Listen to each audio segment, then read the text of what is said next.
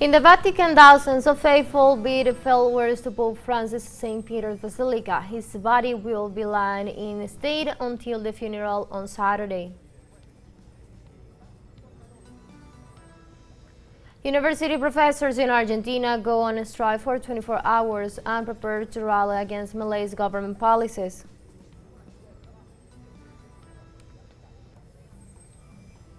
And the Vice President of Venezuela, Delcy Rodriguez, arrived this Wednesday in China to strengthen binational diplomatic relations with the Asian giant.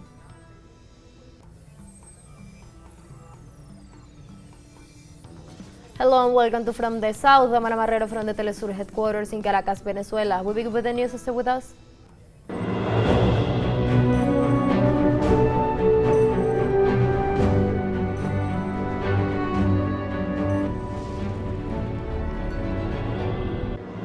The body of Pope Francis has entered St. Peter's Basilica after being carried across St. Peter's Square and is now lying in state after that the liturgy of the world has ended. The procession, which lasted just under 3 minutes, saw the transfer of the body of Pope Francis from his residence in Santa Marta, pass in through St. Peter's Square and concluding at St. Peter's Basilica. Cardinal Carmelengo Kevin Farrell has just completed a liturgy of the world. He and others read from stations of the Bible, met with occasional responses from the congregation. Cardinals are now paying their personal respects to the late Pope as the crown filtered from seats outside in St. Peter's Square. Pope Francis' body is now in St. Peter's Basilica, where he will be lying in state until his funeral on Saturday.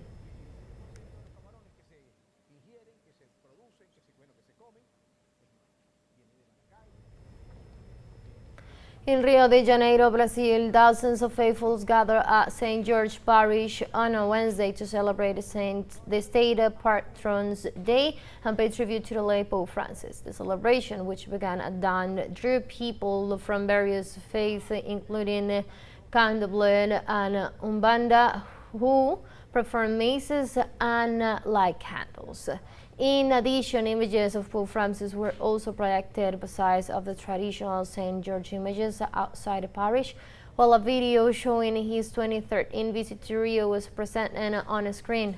The devotion to St. George, who also represents Ogum in the Candomblé and Umbanda religions, is strong in the city as worshippers believe it gives them strength and protection against all evil.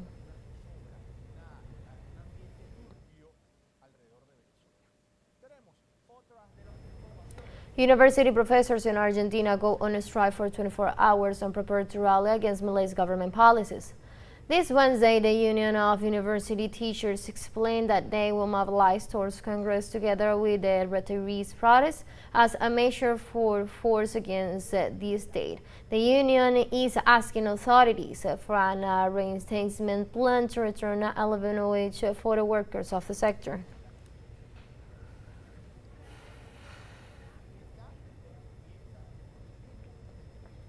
Also in Argentina, almost 2 million households lost subsidies on a power tariff under the last 9 months after the implementation of Javier Milei's cutbacks plan. In this regard, and according to the agreement between the International Monetary Fund and the Milei administration, the cuts to the energy sector will be dependent and more than 3 million users will be reclassified.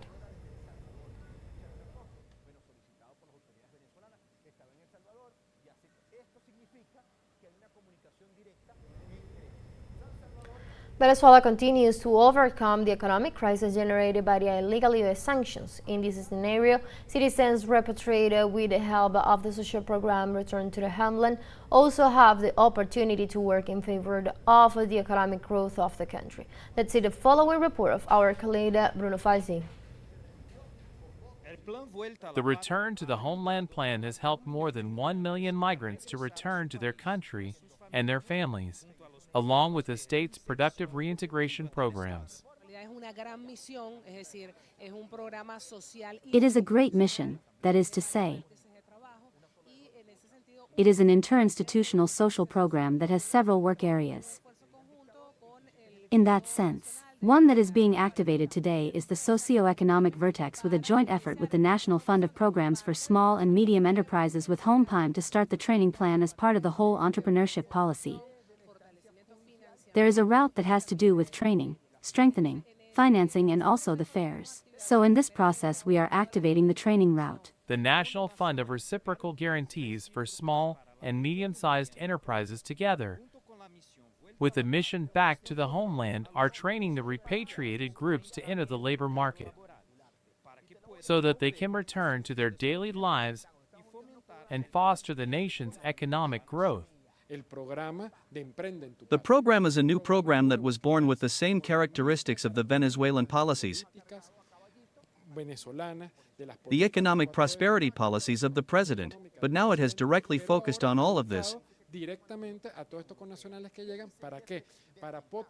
with nationals who come to strengthen their knowledge, their hopes, but also to embrace their dreams and their illusions in a loving and economic way, so that they can have productive projects that generate added value and projects that are sustainable over time for their well-being as a family and also for the territorial development and the development of the country as well as the economic prosperity that we are witnessing. Venezuelans have expressed their desire to contribute to the economic growth of this South American country and to return to their families. I made the decision to return because I felt insecure there, economically unstable. I also come with my 2 children, one 12 years old and one 3 years old. The lack of emotional support there is also strong. Being away from the people you love is hard. Thanks to the homeland for helping us, because this was really hope, as they say. I had already left my country for about 6 years.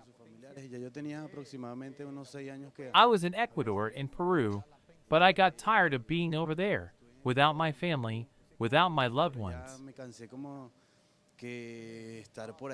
I have 3 children and well, I came back here. I feel very happy with this plan. I am very happy that they gave me the opportunity to be here with my family. I feel lucky. These policies are part of the National Development Plan known as the 7 transformations promoted by the government of this country with the objective of achieving full economic independence.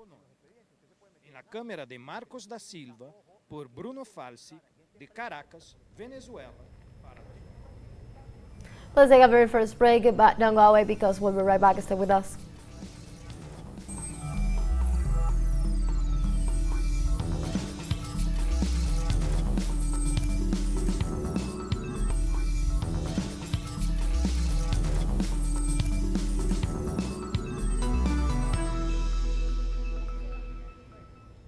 Welcome back to From the South.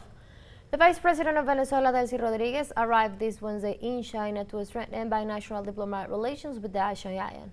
Rodriguez was received at the Beijing airport by delegations headed by the Deputy Director of the Department of Latin America and Caribbean of the Chinese Foreign Ministry and Venezuela's ambassador to this country, Remigio Ceballos. The official visit is made to consolidate joint policies, strengthening trade exchange, and promote achievements in various files of growth. The Vice President is expected to meet with different authorities in economic, technological, and political areas of the Asian continent and sign new agreements within the framework of the strategic partnership signed between China and Venezuela in September 2023.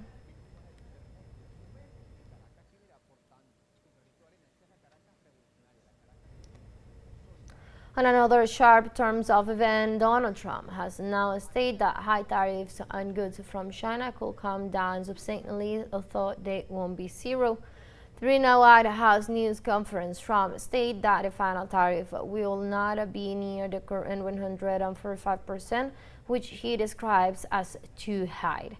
The remark comes after the Treasury Secretary Scott Bessent declared that a high tariff were unsustainable and that he hoped for a trade war de-escalation as the Asian giant had contract with 125% tariff on U.S. goods.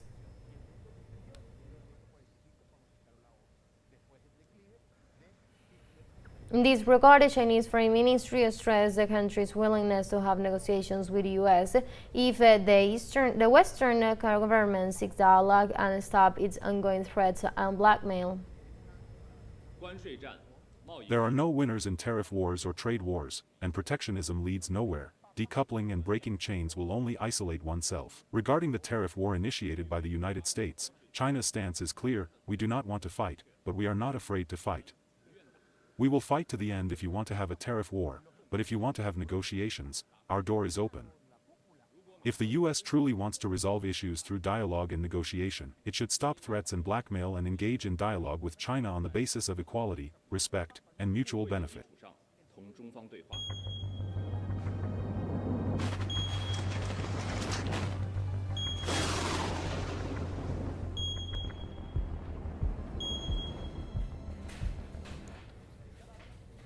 Moving on, in the United States, forest fires raging south of New Jersey triggered the evacuation of at least 3,000 people.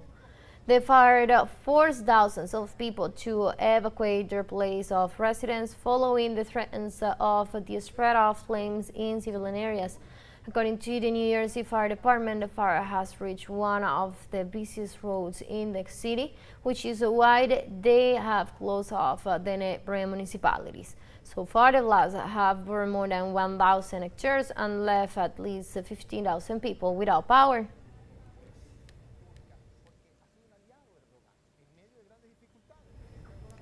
In Ecuador, authorities report floods and landslides following heavy rains in several regions. The National Secretariat of Risk Management reported at least 3 parishes are at high risk due to floods caused by the overflowing of rivers, which affects around 12,000 families. The agency also said that commercial establishments are closed since the floods damage basic goods.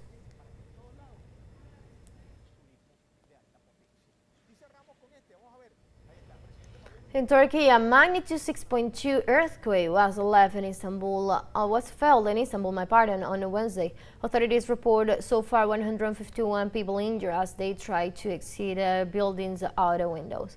The U.S. Geological Survey said the earthquake has a shadow depth of 10 kilometers, with an epicenter from 40 kilometers southwest of Istanbul in the Sea of Marmara, and was felt in several neighboring regions.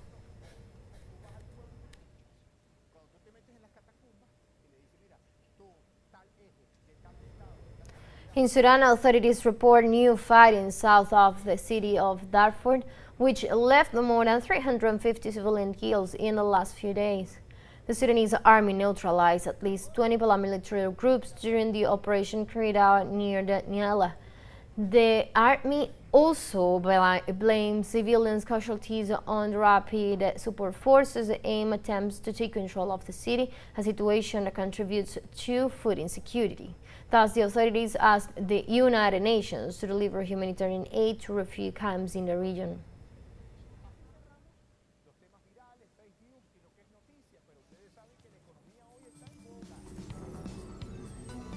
Let's take a last break, but before we invite you to stay, because we'll be right back.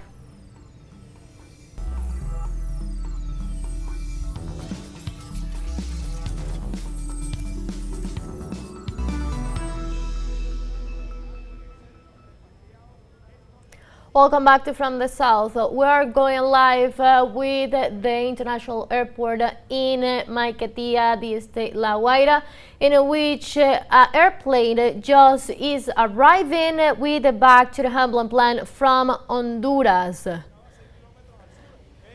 In this sense, as we see, the airplane is arriving to Caracas from Honduras, with 174 people on board. Is just landed. The airplane just landed at the international airport of Maiquetía with 174. The last airplane that has arrived to the country This year, this one that we are witnessing right now, this is the last flight that has arrived to the country. This is like the 14th or the 15th plane that has arrived in the country from different parts of the world. This one in particular has arrived from Honduras with 174 people. There are different personalities of the government waiting for the people that has just returned back to the homeland plan to the country. People that has returned safely with health care and with psychological care too. The president of Venezuela established the relief return and safe return to the Venezuelan under circumstances of the sanctions, blockades, and more than 100 coercive measures here in the country. But since 2019, the president of Venezuela has created this back to the homeland plan to the return of the compatriots that are outside of the country and wanted to return to their homeland, which is Venezuela. Well, 174 people, Venezuelans, just arrived from Honduras to La Guaira State to the international airport Simón Bolívar in Maiquetía. All of Venezuelans, mostly that are from in the United States, went to other states, and that way they returned to the Venezuelan country. And this was established as the Venezuelan president and the Interior Minister of Justice and Peace, which has been the people in charge of the return of these back to the homeland plan.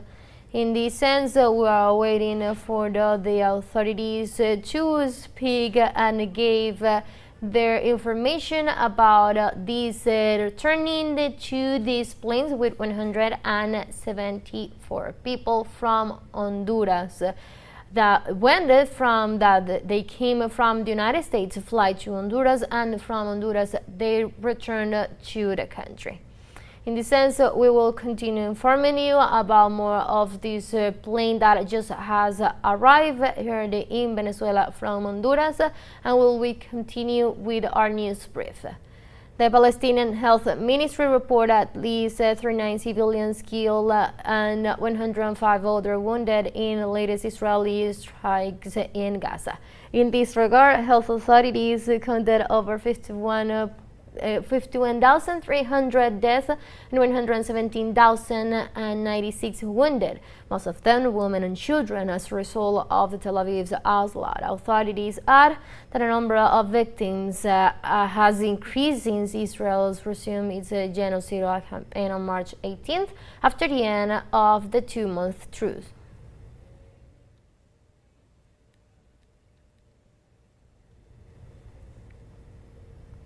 In this context, the United Nations Relief and Works Office for Palestine's refugees in the Middle East warned of worsening environmental and health crisis in Gaza Strip. The UNWRD attributed the increase of the crisis that punished the Palestinian population, Muslim women and children, to the waste of overcrowding caused by bombing and the blockade imposed by the Israeli regime.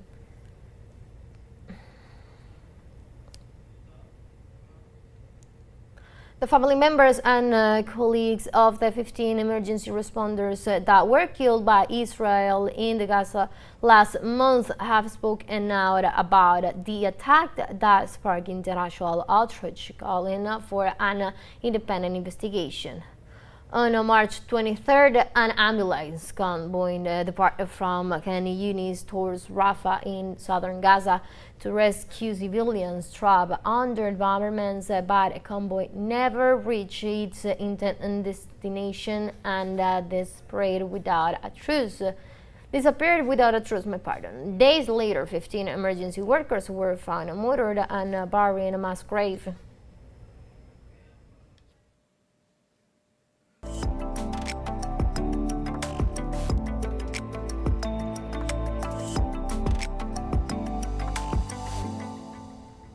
And we change topic. World Book Day is celebrated annually on April 23rd, a day that encourages individuals to embrace reading as a daily habit and to recognize the influence of lecturers and authors of global culture and society.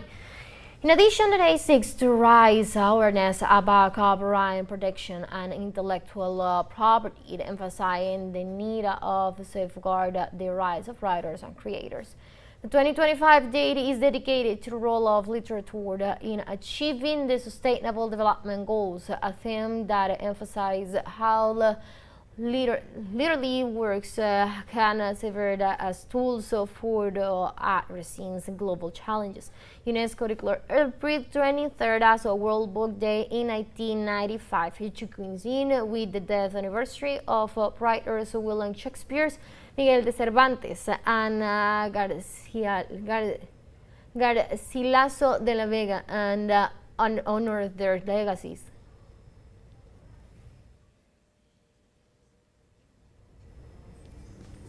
We have come to the end of this news brief for teleSUR English, and from the south, I'm Ana Marrero. Thank you for watching.